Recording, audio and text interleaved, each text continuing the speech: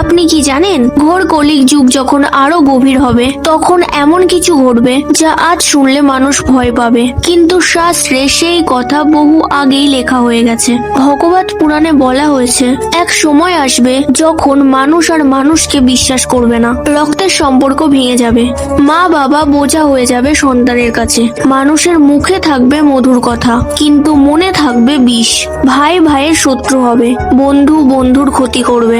ঘোর কলি যুগে ধনী হবে পাপী আর লোভীরা, আর সৎ মানুষরা অপমানিত হবে প্রতি মুহূর্তে। যে ভগবানের নাম নেবে তাকে পাগল বলা হবে, আর যে অধর্ম করবে তাকে বুদ্ধিমান বলা হবে। এক সময় আসবে যখন খাবার থাকবে কিন্তু খাবারে কোনো তৃপ্তি থাকবে না, ওষুধ থাকবে কিন্তু কোনো রোগ সারবে না, বাড়ি থাকবে কিন্তু কোনো শান্তি থাকবে না। এক সময় আসবে মানুষের শরীর দুর্বল হয়ে যাবে, ছোট ছোট রোগেই মৃত্যু হবে, চুল দাঁত চোখ সব অল্প বয়সেই নষ্ট হতে শুরু করবে। বৃষ্টি আর সময় হবে না, কখনো অতি বৃষ্টি কখনো বা খরা, নদী শুকিয়ে যাবে, জলের জন্য মানুষ লড়াই করবে। নারী আর পুরুষদের মধ্যে কোনো ধর্ম থাকবে না, লজ্জা ধৈর্য এই গুণগুলো হারিয়ে যাবে।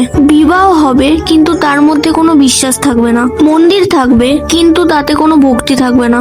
আর ঠিক তখনই এই পৃথিবী পুরোপুরি অধর্মে ডুবে যাবে, যখন মানুষ ভগবানের নাম ভুলে যাবে। তখনই আবির্ভূত হবেন ভগবানের কল্কি অবতার, যারা কলির যুগের অন্ধকারেও যারা ধর্ম ছাড়বে না তারাই রক্ষা পাবে। আপনিও যদি মনে করেন কলির যুগে ভগবানের নামই শেষ আশ্রয়, তাহলে কমেন্টে লিখুন জয় শ্রীকৃষ্ণ।